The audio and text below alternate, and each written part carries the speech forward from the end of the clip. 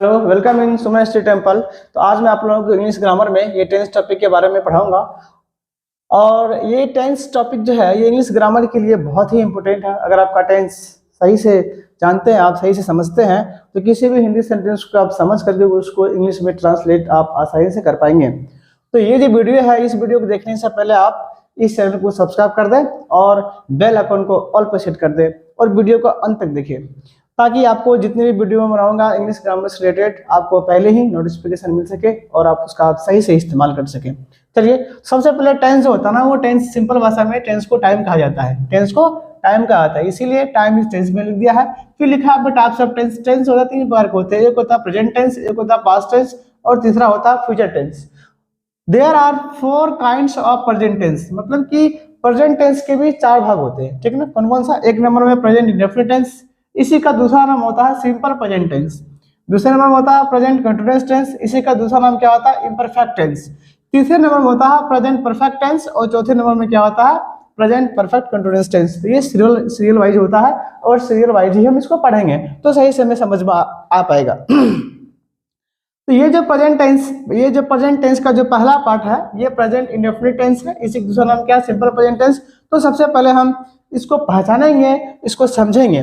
तो जितने भी यहाँ पे चारों भागों में जितने भी ये टेंस है, ये सबकी अलग अलग पहचान होती है, सबकी अलग अलग पहचान होती है। इसीलिए यहाँ पे लिखा हुआ पहचान इंग्लिश में आइडेंटिफिकेशन। जिस हिंदी वाक्य मतलब सेंटेंस के क्रिया, इंग्लिश में वर्ब कहते हैं, के अंत में ता है, ती है, ते हैं, तो हो इत्यादि लगा रहे तो वह वाक्य प्रेजेंट इंडेफिनिट टेंस में होता है, ठीक है। अब देखिए, इसको एग्जांपल में आपको मैं समझाता हूं। जैसे कि यहाँ पे है राम बाजार जाता है। राम बाजार जाता है, तो यहाँ राम बाजार जाता है लिखा हुआ, तो ये जाता जो है ये जाना से बना है। जाता जो है किससे बना है? जाना से बना है। और जाना को ना को हटा करके उसके जगह पर ता डाल दिया, ताकि हमारा जो हिंदी सेंटेंस है यह एक पढ़ने में थोड़ा सा सुटेबल लगे और मीनिंगफुल सेंटेंस बने, इसीलिए जाता लिखा गया है। तो इस सेंटेंस में ये जाता ही क्या है? आपका क्रिया है, ये मेन वर्ब है। और इसी के अंत में क्या लगा हुआ है? ता लगा हुआ, मतलब कि जाना के अंत में क्या लगा हुआ? ता, ना हट करके ता आ गया है। तो जिस हिंदी वाक्य के क्रिया के अंत में ता है, ती है, ते हैं, तो हो इत्यादि लगा रहे, तब वह सेंटेंस होता है ना, वो सिंपल प्रेजेंट टेंस में होता है। जब हम सेंटेंस को पहचान लिए कि यह सिंपल प्रेजेंट टेंस में है, तो इसको बनाने का एक स्ट्रक्चर होता है, इसका रूल होता है, तो वो भी हम अभी सीखेंगे। तो क्या आप लोग कह सकते हैं कि जितना भी हम हिंदी सेंटेंस सोचते हैं अपने मन में, क्या वो सारे हिंदी सेंटेंस वो टेंस में होता है, वो सिंपल प्रेजेंट टेंस में होता है या प्रेजेंट परफेक्ट में होता है? तो आज हम इसकी जानकारी ले लेते हैं। चलिए, एग्जाम्पल नंबर दूसरा में यहाँ लिखा है कि राम अच्छा है। राम अच्छा है, देखिए यहाँ क्या लिखा हुआ? राम अच्छा। यहाँ था कि राम बाजार जाता है, तो इसमें वर्ब था, मतलब इसमें क्रिया थी। यहाँ क्या लिखा हुआ? राम अच्छा है। तो अच्छा जो है, अच्छा मतलब इसके बारे में बता रहा है कि राम अच्छा है कि राम खराब है। और आपको पता है कि ऐसा वर्ड जो किसी नाउन या प्रोनाउन की विशेषता बतलाता है, तो वह शब्द जो होता है वह कहलाता है विशेषण, एडजेक्टिव कहलाता है। इसमें तो वर्ब है ही नहीं, इसमें क्या है आपका? ये जो अच्छा है ये होता है, इसका इंग्लिश होता है गुड, और गुड जो है ये होता है एडजेक्टिव। ये क्या होता है? एडजेक्टिव। तो ध्यान रखना है कि ऐसा सेंटेंस जिसमें एक वर्ब हो, जिसमें एक क्या हो? मेन वर्ब हो, जिसमें एक क्रिया हो, क्रिया वाले जितने भी सेंटेंस होगा वो टेंस में होगा। अब देखेंगे कि सेंटेंस आपका किस टाइप्स का है, तब टेंस का उस तरह का उस पर रूल अप्लाई होगा। लेकिन राम अच्छा है या इसमें वर्ब नहीं है, अच्छा क्या ये गुड है, इसीलिए इस सेंटेंस में टेंस का कोई भी रूल अप्लाई नहीं होगा। ये टेंस से बाहर का है, लेकिन इसका भी इसको भी आप आसानी से समझ सकते हैं। जैसे कि राम अच्छा तो राम इज गुड, ठीक है। तो चलिए, ये पहचान हो गई। अब मैं इसको और आपको डिटेल में एग्जांपल के साथ मैं आपको समझाता हूं। मैंने एग्जांपल में लिखा था राम जाता है। राम जाता है, एग्जांपल में लिखा था राम जाता है। तो ये तो हम लोग पकड़ लिए थे, इसको पहचान लिए थे कि यह सेंटेंस जो है ये सिंपल प्रेजेंट टेंस में है। अब सिंपल प्रेजेंट टेंस में जब कोई सेंटेंस होता है तो उसको बनाने का एक रूल दिया गया है, जो रूल है आपका सब्जेक्ट, इसके बाद आता है V1, इसके बाद आता है V5, इसके बाद ऑब्जेक्ट, इसके बाद आता है कॉम्प्लीमेंट। तो चले हम, ये है हमारा रूल, और इसी रूल के अनुसार हम हिंदी सेंटेंस को इंग्लिश में ट्रांसलेट करेंगे और इसको ध्यान से समझेंगे। पहले सबसे पहले तो यहाँ कहता है कि सब्जेक्ट, तो सबसे पहले इस हिंदी सेंटेंस में हमें सब्जेक्ट ढूंढना पड़ेगा। तो किसी भी हिंदी सेंटेंस में अगर हमें सब्जेक्ट ढूंढना हो तो उस हिंदी सेंटेंस से कौन से प्रश्न करेंगे, क्या चीज से, कौन से प्रश्न करेंगे। जैसे राम जाता है, कौन जाता है, तो जवाब आता है कि राम जाता है, तो कौन का जवाब किससे आया, राम से आ गया। तो इसका मतलब इस हिंदी सेंटेंस में ये जो राम है यही हमारा क्या है, सब्जेक्ट है, यही हमारा क्या है, सब्जेक्ट है। ठीक है, इसके बाद बोलता है कि V1 या V5, सबसे पहले से वर्ब खोजेंगे। तो वर्ब जो होता है, वर्ब होता है एक्शन वर्ड, मतलब कि ऐसा वर्ड जिससे कुछ होने की बोध होती है, जिससे कुछ होने की बोध होती है, जिससे कुछ करने की बोध होती है, वही वर्ड क्या कहलाता है, वर्ब। जाना भी क्या है, एक काम है, तो ये जाना क्या हो गया आपका, जाना। लेकिन यहाँ क्या लिखा हुआ, यहाँ जाता लिखा हुआ, तो जाता क्या आपका, ये वर्ब है, ये जाता क्या आपका वर्ब है। ठीक है, और आगे तो ऑब्जेक्ट है, ऑब्जेक्ट इसमें है ही नहीं, और सी फॉर कॉम्प्लीमेंट वो भी नहीं है। तो सबसे पहले हम एस का दे देता हूं आपको, एस फॉर होता क्या है, एस फॉर होता है सब्जेक्ट, ओ फॉर होता है ऑब्जेक्ट, और वी फॉर होता है वर्ब, सी फॉर कॉम्प्लीमेंट।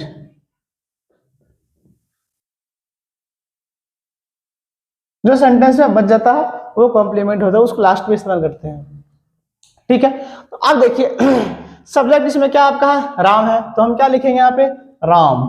क्या लिखेंगे यहाँ पे हम, राम। इसका मैं यहाँ पे ट्रांसलेट कर रहा हूं, क्या लिखा यहाँ पे, राम। फिर क्या आगा इसमें, V1 या V5। अब यहाँ भी हम कंफ्यूज हैं कि हम राम के साथ V1 का इस्तेमाल करेंगे, V5 का इस्तेमाल करेंगे, और V1 और V5 का इस्तेमाल कहाँ कहाँ पे क्या आता है, ये भी आपको जानना बहुत ही जरूरी है। तो चलिए हम आपको पहले समझाते हैं। आप लोगों ने पढ़ा है कि पर्सन जो होता है, पर्सन होता है तीन प्रकार के, एक होता है फर्स्ट पर्सन, एक होता है सेकंड पर्सन, एक होता है थर्ड पर्सन। तो आइए समझते हैं, पहले समझते हैं फर्स्ट पर्सन के बारे में। फर्स्ट पर्सन, फर्स्ट पर्सन के सिंगुलर में, फर्स्ट पर्सन के सिंगुलर में आता है आई, क्या आता है, आई। और इसका जो प्लूरल होता है, इसका प्लूरल में आता है वी, इसका प्लूरल में क्या आता है, वी आता है। इसके बाद आता है आपका सेकंड पर्सन, क्या आता है आपका इसका, सेकंड पर्सन। सेकंड पर्सन के सिंगुलर में आता है यू, और इसका प्लूरल भी क्या होता है, यू ही होता है। इसके बाद आता है थर्ड पर्सन,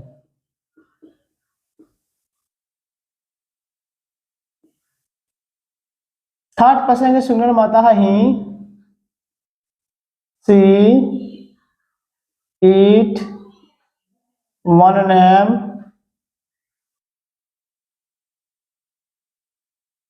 और किथ एंड किन्स, मतलब कि सगे संबंधी।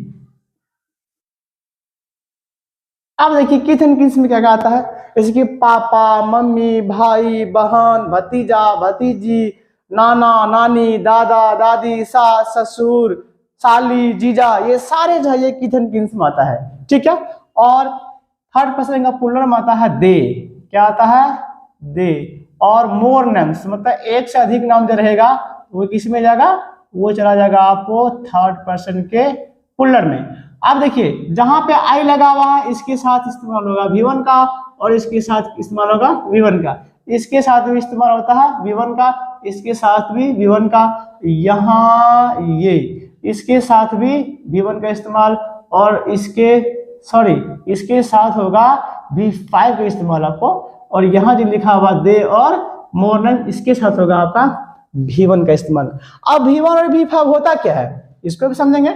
जैसे कि यहाँ लिखा हुआ है जाना, क्या लिखा हुआ यहाँ पे है, जाना लिखा हुआ, और जाना मीन्स क्या होता है, गो। देखिए जब हम किसी भी हिंदी वर्ब का इंग्लिश करेंगे, जैसे कि जाना मीन्स क्या होता है, गो, दौड़ना इंग्लिश क्या आता है रन, पीना इंग्लिश क्या आता है ड्रिंक। तो जैसे मैंने बोला कि पीना का इंग्लिश होता है ड्रिंक या जाना का इंग्लिश होता है गो, जैसे फर्स्ट में बोलते हैं जाना इंग्लिश गो, तो गो ही क्या है वो वर्ब का पहला रूप है, उसी को बोलते हैं V1, उसी क्या बोलते हैं V1। तो ये जो गो है ये क्या है वर्ब का पहला रूप है, इसलिए क्या बोलते हैं इसको V1 बोलते हैं। जब इसमें हम एस या एस लगा देते हैं तब ये बन जाता है क्या गोज, तब इसको बोला जाता है क्या V5। जैसे कि यहाँ पे क्या लिखा हुआ है ड्रिंक लिखा हुआ है, क्या लिखा हुआ ड्रिंक, DRINK की ड्रिंक।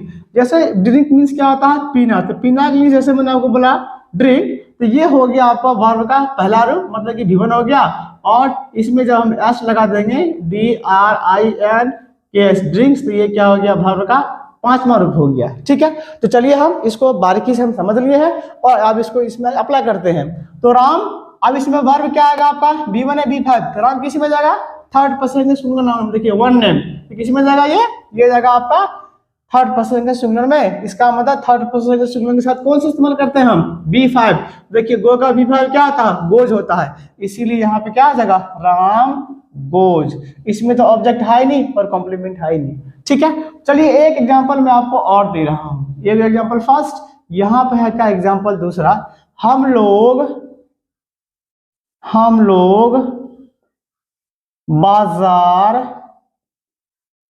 जाते हैं, हम लोग बाजार जाते हैं। ठीक है, अब इसमें देखिए सबसे पहले इसको पहचानेंगे इस सेंटेंस को कि यह टेंस में है कि नहीं, मतलब कि सिंपल प्रेजेंट टेंस में है कि नहीं। हमने आपको कहा था कि जिस हिंदी वाक्य के क्रिया के अंत में ता है, ती है, ते हैं, यहाँ क्या गया ते हैं, तो वह वाक्य जो होता है वो सिंपल प्रेजेंट टेंस में मतलब कि प्रेजेंट इंडेफिनिट टेंस में होता है। तो ये कंफर्म हो गया कि ये जो हिंदी सेंटेंस है ये प्रेजेंट इंडेफिनिट टेंस में है। ठीक है, अब इसको हम क्या करेंगे इसी रूल के हिसाब से इसी स्ट्रक्चर पे इसको एडजस्ट करेंगे। पहले क्या बोला है सब्जेक्ट, इसमें ढूंढेंगे सब्जेक्ट क्या है। तो हमने कहा था आपको कि किसी भी हिंदी सेंटेंस में अगर आपको सब्जेक्ट ढूंढना है तो उस हिंदी सेंटेंस में आप कौन से प्रश्न करिए, कौन बाजार जाते हैं, यहाँ जवाब क्या रहा कि हम लोग बाजार जाते हैं। इसका मतलब यही जो हम लोग है यही आपका क्या है सब्जेक्ट है, यही क्या आपका सब्जेक्ट है। ठीक है, चलिए सब्जेक्ट हमने ढूंढ लिया। इसके बाद वर्ब, तो जब किसी शब्द से कुछ होने या करने का बोल होता है तो वह क्या कहलाता है वर्ब। तो वर्ब क्या है यहाँ पे ये हो गया आपका वर्ब, जाना, जाना क्या है एक क्रिया है, एक काम है। ठीक है, इसके बाद क्या ढूंढने के लिए ऑब्जेक्ट। तो किसी भी हिंदी सेंटेंस में अगर हम ऑब्जेक्ट का खोजेंगे तो उस हिंदी सेंटेंस से हमें जवाब करना पड़ेगा, सवाल करना पड़ेगा। सवाल क्या करना पड़ेगा कि क्या और कहां से, क्या जिससे जब हिंदी सेंटेंस से हम क्या और कहां से जवाब सवाल करते हैं तब जो जवाब हमें आता है, तब जो सेंटेंस का जवाब आता है तो वही होता है उस सेंटेंस का ऑब्जेक्ट। देखिए हम लोग बाजार जाते हैं, हम लोग कहाँ जाते हैं, तो जवाब आता है कि बाजार जाते हैं। तो यही जो बाजार हो गया यही हो गया आपका इस हिंदी सेंटेंस का ऑब्जेक्ट हो गया। O for object, S for subject, V for verb. इसके बाद कॉम्प्लीमेंट इसमें है ही नहीं, तो जो है उसको बढ़ा देंगे हम। अब S हमने ढूंढ लिया, तो हम लोग इंग्लिश क्या होता है V होता है, हम लोग इंग्लिश क्या होता है V। और यहाँ पे क्या लिखा हुआ है बाजार, तो इसके बाद हम लोग इंग्लिश क्या होता है V के सब्जेक्ट हमने लिख दिया यहाँ पे। इसके बाद V1 है V5। अब बताइए V के साथ V1 लगता है V5 लगता है, यहाँ देखिए यहाँ है V के साथ V1 लगता है, तो V के साथ हम क्या लगा देंगे यहाँ पे V1। तो V1 मतलब गो का पहला रूप, देखिए क्या था गो ही होता है, वी गो। इसके बाद क्या आएगा ऑब्जेक्ट, ऑब्जेक्ट में क्या है बाजार है, तो इंग्लिश क्या होता है मार्केट, MARKT। लेकिन अभी हमारा सेंटेंस नहीं बना है। जब भी हम अपना डायरेक्शन फिक्स कर देते हैं, मतलब कि स्कूल जाते हैं, बाजार जाते हैं, सिनेमा जाते हैं, ये हमारा क्या था डायरेक्शन फिक्स हुआ था, तो उससे पहले हम क्या लगा देते हैं टू लगा देते हैं, डायरेक्शन को फिक्स करने के लिए टू लगाते हैं। और टू क्या है एक प्रीपोजिशन है। ठीक है, ठीक है, तो आप मुझे लगता है कि आप लोगों को ये समझ में आ गया होगा। अभी जितने भी आपको मैंने सेंटेंस समझाया है ये सारे सेंटेंस एफर्मेटिव है, मतलब सकारात्मक भाव वाले वाक्य है, इसीलिए इस सेंटेंस को कहा जाता है एफर्मेटिव सेंटेंस। ये जो स्ट्रक्चर लिखा मैंने आपको ये एफर्मेटिव सेंटेंस का स्ट्रक्चर है। किस सेंटेंस का एफर्मेटिव, AFFIRMATIV एफर्मेटिव सेंटेंस का ये क्या आपका स्ट्रक्चर है। कुछ बच्चों को ये भी पता नहीं होता है कि वे लोग इंग्लिश क्या होता है, हम लोग इंग्लिश क्या होता है, थोड़ा सा हम लिख देते हैं आप लोगों को। देखिए हम लोग का इंग्लिश होता है, हम लोग इंग्लिश होता है वी, आप लोग का इंग्लिश होता है आप लोग और आप, तुम या तुम लोग, ये सब का इंग्लिश होता है यू ही। क्या होता है? यू। चलिए नंबर 2 हो गया। नंबर 3 में वे लोग का इंग्लिश, वे लोग का होता है दे। वे लोग का क्या होता है? दे। अगर वह स्त्रीलिंग है, मतलब लड़की के लिए या महिलाओं के लिए है, तो वहां पे सी का इस्तेमाल करते हैं वह के लिए। और अगर वह लड़का है, मतलब पुल्लिंग की बोध हो रही है, तो वहाँ क्या करेंगे? हम ही का इस्तेमाल करते हैं। चलिए ये भी आपको मैंने कंफर्म कर दिया है, ठीक है। तो ये जितने सेंटेंस था, ये था सारा सेंटेंस अफर्मेटिव का। अब आता है इसमें नेगेटिव सेंटेंस भी। अब क्या आता है? नेगेटिव सेंटेंस भी। तो नेगेटिव सेंटेंस भी पढ़ लेते हैं। नेगेटिव सेंटेंस, चलिए। तो नेगेटिव सेंटेंस का पहले एग्जांपल, ऐसा सेंटेंस जिसमें नहीं लगा है, जैसे कि हम लोग चाय नहीं पीते हैं। हम लोग चाय नहीं पीते हैं। इसमें क्या लगा हुआ? नहीं लगा हुआ है। इससे नेगेटिव की भावना आती है, मतलब देखिए नकारात्मक भाव आ रहा है इससे, इसीलिए यह हो गया सेंटेंस आपका नेगेटिव सेंटेंस में। और पीते हैं तो ते हैं, जिस हिंदी वाक्य क्रिया के अंत में, ये सेंटेंस तो कंफर्म है कि ये प्रेजेंट इंडेफिनिट टेंस का, सिंपल प्रेजेंट टेंस का है, लेकिन सेंटेंस क्या है आपका? नेगेटिव सेंटेंस है। तो नेगेटिव सेंटेंस को बनाने के लिए, ट्रांसलेट करने के लिए इसका रूल होता है सब्जेक्ट, इसके बाद आता है आपका डू या डज, इसके बाद आ जाता है नॉट, इसके बाद आता है V1, तब आता है ऑब्जेक्ट, इसके बाद आता है कॉम्प्लीमेंट। चलिए इसको हम ब्रैकेट में कर देते हैं ताकि आपको अच्छे से ध्यान में रहे कि एक स्ट्रक्चर है नेगेटिव सेंटेंस का, ठीक है।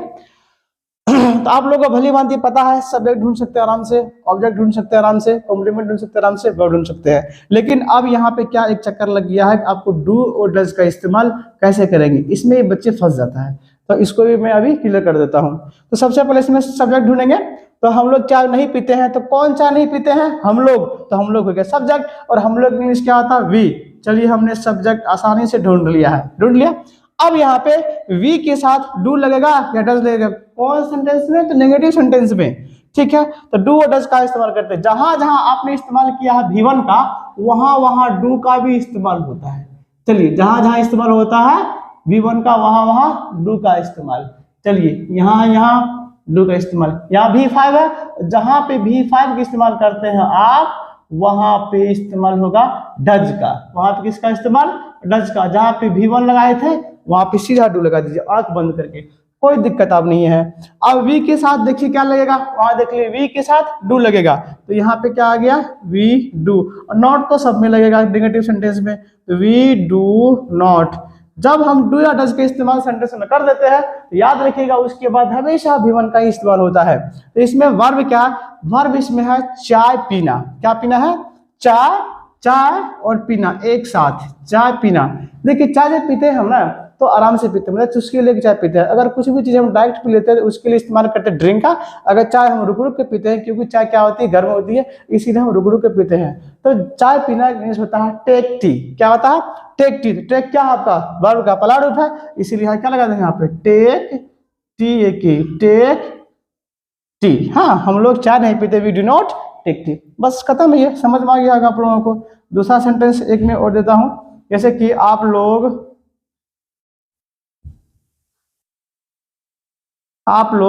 स्कूल बस से नहीं जाते हैं। आप लोग बस से स्कूल नहीं जाते हैं। तो ये तो क्लियर है कि यह सेंटेंस जो है ये सिंपल प्रेजेंट टेंस का है, प्रेजेंट इंडेफिनिट टेंस का, लेकिन इसमें नहीं लगा हुआ, इसीलिए हो गया सिंपल प्रेजेंट टेंस का नेगेटिव सेंटेंस, ठीक है। तो नेगेटिव सेंटेंस का भी आपको रूल लिखा रखा है यहाँ पे, subject plus do oblique does plus not plus V1 plus O plus C। तो सबसे पहले इसमें सब्जेक्ट ढूंढेंगे। सब्जेक्ट इसमें क्या है? कौन स्कूल बस से नहीं जाते हैं? तो आप लोग। तो आप लोग हो गया क्या? आपका सब्जेक्ट हो गया। तो आप लोग इंग्लिश क्या आता है? यू। अब यू के साथ क्या लगेगा, डू या डज, तो यू के साथ देख लीजिए यहाँ पे क्या लगेगा, यू के साथ लगेगा डू, तो यू डू, इसके बाद नॉट, यू डू नॉट, हाँ नहीं जाते हैं, यू डू नॉट, जना इंग्लिश क्या आता है, गो, वर्ब हमारा क्या है यहाँ पे, जाना, you do not go, school English क्या आता है, स्कूल, जो स्कूल क्या आपका है, ये ऑब्जेक्ट है, और हमने कहा था जब आप डायरेक्शन फिक्स होता है, डायरेक्शन फिक्स करने से पहले हम टू का इस्तेमाल करते हैं। अब बच गया आपका क्या, देखिए ये हो गया आपका ऑब्जेक्ट, ये हो गया आपका सब्जेक्ट, और ये हो गया आपका वर्ब, बचिए क्या, बस, जो लास्ट में सेंटेंस बच जाता है, जो भी वर्ड लास्ट में बच जाता है सेंटेंस का, वही होता है कॉम्प्लीमेंट, तो बस से, तो बाय बस, बाय बस। तो आप लोगों को लगता है मुझे कि नेगेटिव सेंटेंस भी समझ में आ गया होगा, तो इसके बाद हम पढ़ते हैं इंट्रोगेटिव सेंटेंस। आप पढ़ेंगे हम इंट्रोगेटिव सेंटेंस के बारे में।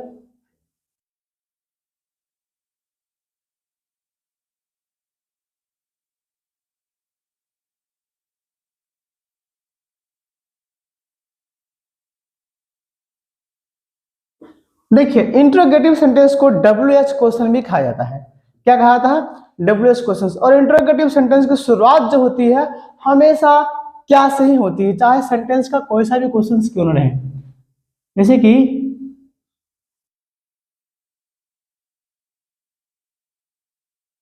क्या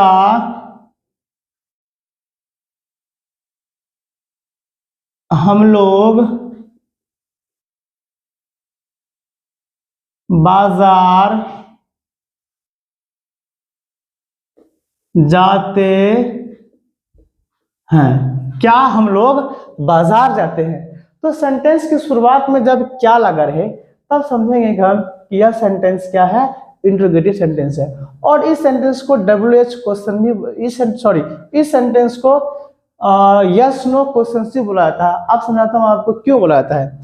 जैसे कि कोई आपसे पूछे कि क्या हम लोग बाजार जाते हैं, तो इसका जवाब आप क्या दोगे, यस या नो में। अगर जाते हैं तो बोल देंगे यस, अगर नहीं जाते हैं तो बोल देंगे सीधा नो। इसीलिए इस सेंटेंस को बुलाता है यस नो क्वेश्चन। ऐसा है ना कि हमारा तबियत खराब है, पेट में दर्द है, ये है वो है, फलाना टिकरा, तब बोलिएगा नहीं जाएंगे बाजार, ऐसा नहीं होता है। तो हम क्या कर देते हैं, आसानी से बोल देते हैं कि अगर हम लोग बाजार जाते हैं तो बोल देंगे हम लोग बाजार जाते हैं, अगर नहीं आते हैं तो बोलेंगे नहीं आते, सीधा क्लियर कट। इसीलिए इस सेंटेंस का दूसरा नाम क्या है, यस नो क्वेश्चंस भी नाम है। ठीक है, तो सबसे पहले क्या हम लोग बाजार जाते हैं, क्या हम लोग बाजार जाते हैं, और लास्ट में इंट्रोगेटिव सेंटेंस के लास्ट में प्रश्नवाचक चिन्ह साइन ऑफ इंट्रोगेशन लगाना बहुत ही अनिवार्य होता है। और यह सेंटेंस तो पता आपको है कि यह प्रेजेंट इंडेफिनिट टेंस में। अब इसको बनाएंगे कैसे, तो इसको बनाने के लिए डू या डज का इस्तेमाल सेंटेंस की शुरुआत में ही हो जाती है।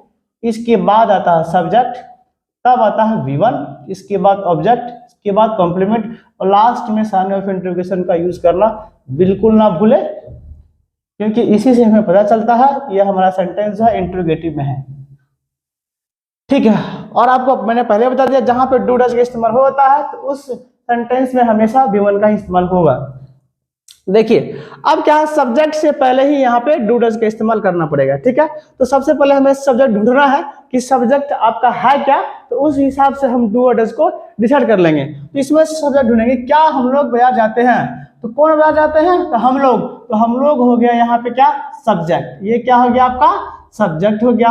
और हम लोग इंग्लिश क्या होता है, वी। देख लेते हैं वी के साथ क्या लगेगा, डू या डज। वी कहाँ है, यहाँ वी है, तो वी के साथ क्या लग रहा है, देखिए वी के साथ लग रहा है यहाँ पे डू, तो इसका मतलब सब्जेक्ट से पहले क्या आ जाएगा यहाँ पे, डू आ जाएगा, क्या आ जाएगा यहाँ पे, डू आ जाएगा। इसके बाद सब्जेक्ट लिखेंगे तो डू वी। इसके बाद V1, हमेशा डू डज के बाद क्या आता, V1 ही आता। इसमें वर्ब क्या है, जाते, मतलब जाना, जाना मीन्स क्या आता, गो, तो डू वी गो, कहाँ, बाजार। तो अब इसमें ढूंढना है क्या, ऑब्जेक्ट, तो कहाँ जाते हैं, बाजार जाते हैं। तो दिस हिंदी सेंटेंस से प्रश्न करने पे कहाँ से जवाब आता है, बाजार। तो ये हिंदी सेंटेंस का क्या गई, ऑब्जेक्ट हो गया बाजार। तो डू वी गो स्कूल लिखा हुआ है यहाँ पे, तो do we go to school, direction fix है इसीलिए डायरेक्शन से पहले टू का इस्तेमाल, और लास्ट में साइन ऑफ इंट्रोगेशन भी जोड़ देंगे क्योंकि इसमें कॉम्प्लीमेंट नहीं है। तो do we go to school. ठीक है, एक सेंटेंस मैं और खुद से सोचता अपने मन में, देखता हूं बनता है कि नहीं। चलिए जैसे लिखता हूं, क्या वह पत्र लिखती है, क्या वह पत्र लिखती है। ये भी क्या है, इंट्रोगेटिव सेंटेंस है। अब इसको हम क्या करेंगे, इंग्लिश में ट्रांसलेट करेंगे। तो इंट्रोगेटिव सेंटेंस का स्ट्रक्चर क्या होता है, डू ऑब्लिक डज, तब आता है सब्जेक्ट। तो सब्जेक्ट पर ढूंढेंगे इसमें क्या, वह पत्र लिखती है। लिखती है से पता चलता है कि वह जो है वो स्त्रीलिंग का बोध हो रहा है ना, लड़की के लिए हो रहा है। तब वह जब लड़की के लिए इस्तेमाल होता है तो वहां पे हम क्या करते हैं, वह के लिए सी लगाते हैं। क्या लगाते हैं, सी। और देख लीजिए सी के साथ क्या लगेगा, डू या डज। कहाँ सी, यहाँ सी के साथ डज लगता है। क्या लगता है, डज। इसीलिए क्या करेंगे, यहाँ पे लिख देंगे does, does she, does she. मैं यहाँ से यहाँ तक काम खत्म। इसके बाद क्या आएगा, V1। तो वर्ब क्या है इसमें, यहाँ पे लिखना। ये है वर्ब आपका लिखना। हाँ, लिखना भी क्या एक काम है, इसीलिए ये क्या आपका ये वर्ब है। तो डज सी राइट। चलिए ये हो गया। अब क्या है, वर्ब हो गया। अब ऑब्जेक्ट ढूंढिए इसमें। ऑब्जेक्ट इसमें है, क्या लिखती है, पत्र। चलिए क्या और कहां से प्रश्न करने पर जो जवाब आता है वो होता है ऑब्जेक्ट। ये क्या हो गया आपका ऑब्जेक्ट। तो डज सी राइट, एक बार में एक ही लेटर लिखेगी, इसीलिए यहाँ पे does she write a letter, LETTER, letter. Last में साइन ऑफ इंडिकेशन जोड़ देंगे, कॉम्प्लीमेंट इसमें है ही नहीं। Does she write a letter. तो आप लोगों को मुझे लगता है कि इंट्रोगेटिव सेंटेंस भी समझ में आ गया होगा। तो अब मैं आप लोगों को समझाता हूं इंट्रोगेटिव एंड नेगेटिव। ठीक है, interrogative INTERROGATIV, interrogative and negative, NEGATIV, negative sentence.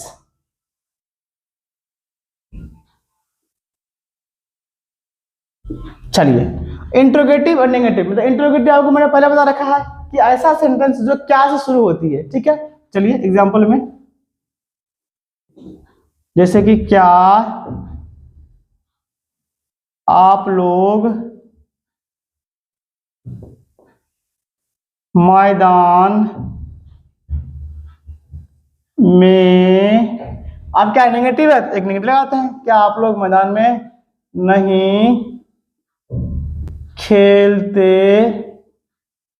हैं, क्या आप लोग मैदान में नहीं खेलते हैं। देखिए, तो इस सेंटेंस की शुरुआत में जब क्या लग जाता है तो वह सेंटेंस होता है क्या चीज, इंट्रोगेटिव। अब सेंटेंस के जब बीच में कहीं भी मतलब नहीं लग जाता है तो वह सेंटेंस क्या कहलाता है, नेगेटिव। इसीलिए दोनों को जोड़ दिया है, इंट्रोगेटिव एंड नेगेटिव सेंटेंस बन गया। ठीक है, अब इंट्रोगेटिव नेगेटिव सेंटेंस जब हम पहचान लिए हैं, इसको बनाएंगे कैसे, इसको बस सिंपल सा, इसमें भी क्या होता है, जब इंट्रोगेटिव है तो डू या डज का इस्तेमाल कहाँ होगा, पहले हो जाएगा। इसके बाद आपका जाएगा सब्जेक्ट, तब क्या आएगा आपका नॉट आ जाएगा क्योंकि नेगेटिव भी है। और जब डू डज का इस्तेमाल हो जाता है सेंटेंस में तो हमेशा V1 आएगा, उसके बाद ऑब्जेक्ट आ जाएगा, फिर आ जाएगा क्या आपका कॉम्प्लीमेंट, और लास्ट में साइन ऑफ इंट्रोगेशन बिल्कुल नहीं लगाना भूलेंगे। चलिए अब ये हमने स्ट्रक्चर लिख दिया है। तो सेंटेंस बनाने से पहले, इंग्लिश में ट्रांसलेट करने से पहले सब्जेक्ट से पहले डू डज आएगा। अब देखेंगे सब्जेक्ट हमारा क्या है, आप लोग। आप लोग इंग्लिश क्या होता है देख लीजिए, आप लोग इंग्लिश होता है यू। अब देखिए यू के साथ क्या लगेगा, यू के साथ डू लगेगा या डज लगेगा, यू के साथ डू लगता है, यू के साथ क्या लगता है डू, इसीलिए हम क्या करेंगे यहाँ पे डू लगा देंगे पहले। इसके बाद सब्जेक्ट हमको पता चल गया कि यू, ये था हमारा सब्जेक्ट, ये था क्या हमारा सब्जेक्ट था। चलिए इसके बाद क्या कहता है, नॉट लगाते, डू यू नॉट। ठीक है, अब बोला वर्ब V1 आएगा, तो खेलना यहाँ क्या है, खेलते हैं। तो खेलना क्या है यहाँ पे वर्ब है, खेलना इंग्लिश क्या था, प्ले। तो डू यू नॉट प्ले, और वर्ब का जो पहला रूप होता है वही कहलाता है V1। तो डू यू नॉट प्ले। ठीक है, इसके बाद कह रहा है कि ऑब्जेक्ट, तो कहाँ और क्या से प्रश्न करने पे, कहाँ नहीं खेलते हैं, तो मैदान में नहीं खेलते हैं। तो मैदान कहाँ पे, मैदान में है। चलिए तो मैदान हो गया आपका क्या, ऑब्जेक्ट में है, इसीलिए do you not play, do you not play in the field, in the, image आ गया इन द फील्ड, FIELD। ठीक है, तो do you not play in the field, आप लोग क्या, आप लोग मैदान में नहीं खेलते हैं, तो do you not play in the field. ठीक है, तो ये जो फील्ड था ये था क्या, ऑब्जेक्ट है ये सेंटेंस का, इसमें कॉम्प्लीमेंट है नहीं तो छोड़ देंगे। तो मुझे लगता है ये भी आप लोगों को समझ में आ गया होगा। अब ये एक मैं अपने मन से और सोच लेता हूँ, जैसे कि क्या वर्षा होती है, क्या वर्षा होती है। देखिए तो ये तो है क्या वर्षा होती है, ये हो गया आपका इंट्रोगेटिव का, लेकिन क्या एग्जाम बताया था हमने, इंट्रोगेटिव में नेगेटिव का, तो यहाँ पे नहीं लगा दीजिए, क्या वर्षा नहीं होती है, क्या वर्षा नहीं होती है। अब ये हो गया सेंटेंस आपका प्रॉपर इंट्रोगेटिव एंड नेगेटिव का, क्या वर्षा नहीं होती है, ठीक है।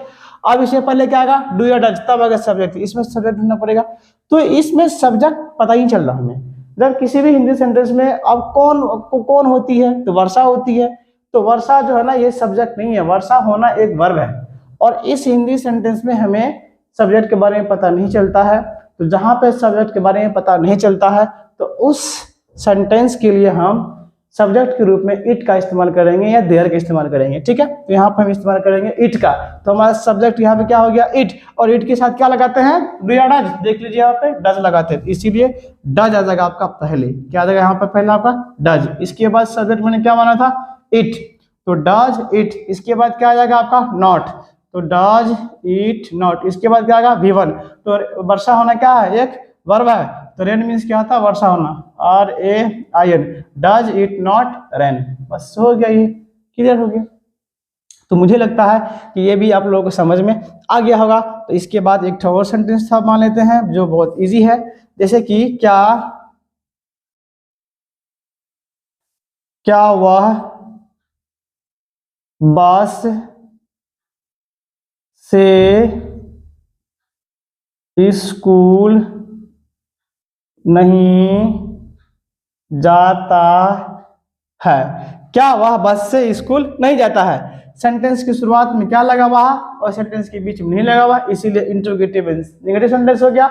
और ये किस टेंस का है, तो ये सिंपल प्रेजेंट टेंस में अभी हम लोग हैं, ठीक है। चलिए, तो इसका रूल आपको पता है कि पहले डू या डज जाएगा, तो वह बस से स्कूल नहीं जाता है, जाता से पता चलता है कि लड़का है, क्या लड़का है, तो ये पुल्लिंग है, तो पुल्लिंग के लिए वह के लिए क्या इस्तेमाल करते हैं, ही लगाते हैं।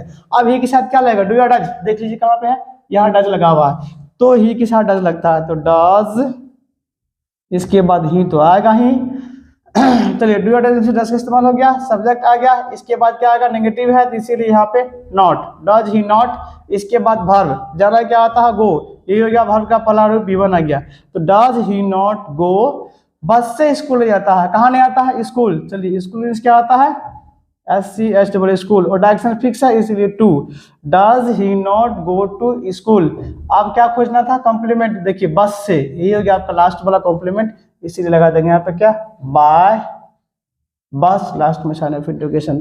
तो मुझे लगता है कि आप लोगों को ये इंट्रोगेटिव और नेगेटिव सेंटेंस भी समझ में आ गया होगा। इसके बाद बस एक और सेंटेंस का टाइप्स पढ़ना है, तो ये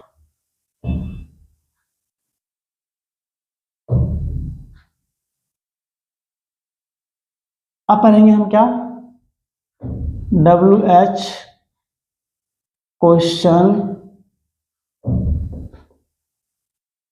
या WS फैमिली। चलिए, तो WH क्वेश्चन होता क्या है, तो उसको समझते हैं। पहले एग्जांपल में हम लोग क्या पढ़ते हैं। देखिए, जब हिंदी सेंटेंस में क्या का प्रयोग सेंटेंस के बीच में क्या आता है, क्या का प्रयोग कहाँ किया गया है, सेंटेंस के बीच में, क्या का प्रयोग, क्यों का प्रयोग, कैसे का प्रयोग, कहाँ का प्रयोग, कब का प्रयोग, जब किसी भी हिंदी सेंटेंस के बीच में क्या आता है, तब वह हिंदी सेंटेंस WH क्वेश्चंस में आता है, वो WH फैमिली में आता है, ठीक है ना। तो ये चीज आप ख्याल रखेंगे। अगर क्या की अगर इस्तेमाल अगर सेंटेंस के फर्स्ट में कर देंगे, तब यह सेंटेंस क्या बन जाएगा, इंट्रोगेटिव बन जाएगा, तब ये सेंटेंस WH में नहीं आएगा। जैसे मान लीजिए यहाँ पर मैं लिखता हूं, क्या आप लोग क्या आप लोग पढ़ते हैं, क्या आप लोग पढ़ते हैं, तो क्या का इस्तेमाल कहाँ है, सेंटेंस के शुरुआत में, इसीलिए यह WH क्वेश्चंस नहीं है, ये WH क्वेश्चंस नहीं है।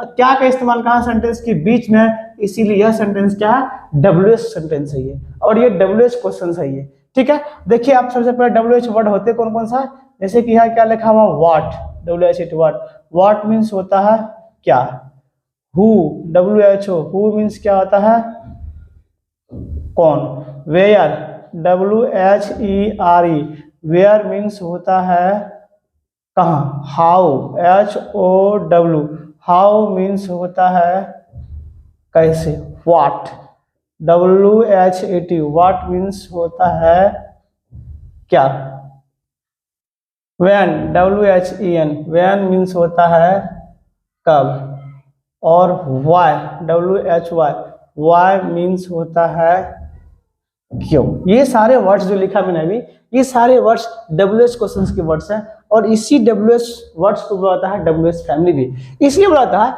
क्योंकि ये सारे सेंटेंस देखिए, सारे वर्ड्स की शुरुआत जो होती है WH से होती है, WH, लेकिन सिर्फ एक हाउ जो है वो WH से नहीं होती है, इसीलिए ये एक सेक्शन है इसमें, WH फिर WH, इसीलिए ये सब वर्ड्स को बुलाता है WH फैमिली, ठीक है, ये WH फैमिली का मेंबर्स है।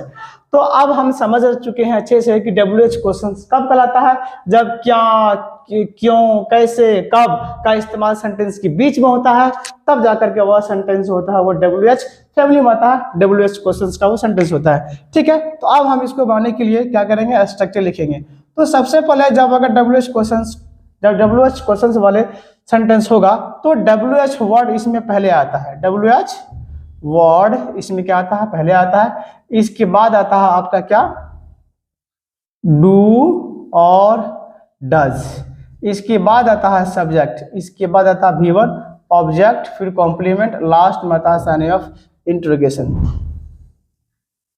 लास्ट में आता है साइन ऑफ इंट्रोगेशन।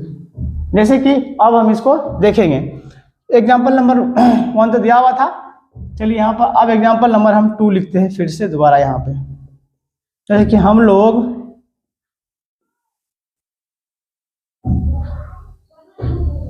कहाँ रहते हैं, हम लोग कहाँ रहते हैं, देखिए सेंटेंस के बीच में किसका इस्तेमाल किया गया, कहाँ का, यही जो कहाँ जो एक शब्द है, ठीक है, ये आपका है WH वर्ड, इसीलिए इस सेंटेंस को बोला जाएगा WH क्वेश्चंस वाले सेंटेंस, ठीक है। तो कहाँ के लिए देखिए क्या लिखा हमने, वेयर लिखा है। अब क्या कहता है, जब ये सेंटेंस को जब हमने अच्छे से पहचान लिया कि यह सेंटेंस कंफर्म है कि WH क्वेश्चन सही है, तो इसको बनाने के लिए इंग्लिश में ट्रांसलेट करने के लिए एक रूल दिया गया है, स्ट्रक्चर दिया गया। तो इसमें क्या कह रहा है कि WH वर्ड पहले आ गया, तो कहाँ के इंग्लिश क्या आता है, वेयर, ये आ जाएगा आपका पहले, तो WHERE, वेयर। अब यहाँ लिखा है कि डू और डज का इस्तेमाल होगा, तो डू और डज का इस्तेमाल सब्जेक्ट के अनुसार क्या था, इसमें ढूंढिए सब्जेक्ट क्या है, सब्जेक्ट क्या है इसमें आपका है हम लोग है, ये हम लोग क्या आपका है सब्जेक्ट है, और हम लोग इंग्लिश क्या आता है वी, वी के साथ क्या लगता है डू या डज, वी के साथ डू लगता है, वहां पर लिखा हुआ है, तो वेयर डू और सब्जेक्ट है वो ढूंढ लिया है, तो वेयर डू वी, इसके बाद चलिए सब्जेक्ट का इस्तेमाल हो गया, इसके बाद V1, तो रहना इसमें क्या है आपका वर्ब, रहना इसका बन गया रहते हैं, तो where do we live, LIV, where do we live, हम लोग कहाँ रहते हैं, where do we live, last में ऑब्जेक्ट है ही नहीं, कॉम्प्लीमेंट है ही नहीं, छोड़ देंगे, क्लियर हो गया। अब मुझे लगता है कि आप लोगों को समझ में आ गया होगा, तो एक हिंदी सेंटेंस मैं और सोच लेता हूं, जैसे कि वे लोग दिल्ली में कहाँ रहते हैं, वे लोग दिल्ली में कहाँ रहते हैं, तो कहाँ इंग्लिश क्या आता है वेयर, तो लिख दीजिए इसी के हिसाब से, इसी हिसाब से, तो WHERE, वेयर, वे लोग इंग्लिश क्या था डू, तो डू आ जाएगा पहले, इसके बाद आएगा सब्जेक्ट वेयर डू दे, इसके बाद verb where do they live, LIV live, verb भी आ गया, इसके बाद ऑब्जेक्ट, तो कहाँ रहते हैं दिल्ली में, जवाब क्या आया दिल्ली, दिल्ली क्या आपका ऑब्जेक्ट है, तो where do they live in Delhi, DELH, last में साइन ऑफ लगा दीजिए। तो मुझे लगता है कि आप लोगों को ये सिंपल प्रेजेंट टेंस का पूरा समझ में आ गया होगा, तो समझ में आ गया होगा, तो इसके बाद फिर मैं आप लोगों को प्रेजेंट टेंस भी पढ़ाऊंगा, तो इस चैनल को आप लोग जरूर सब्सक्राइब करें और बेल आइकन को ऑल पर सेट कर दें, ताकि इसके बाद जो वीडियो आएगा वो आप लोगों को पहले ही आप लोगों को नोटिफिकेशन मिल जाए, ठीक है। थैंक यू, धन्यवाद।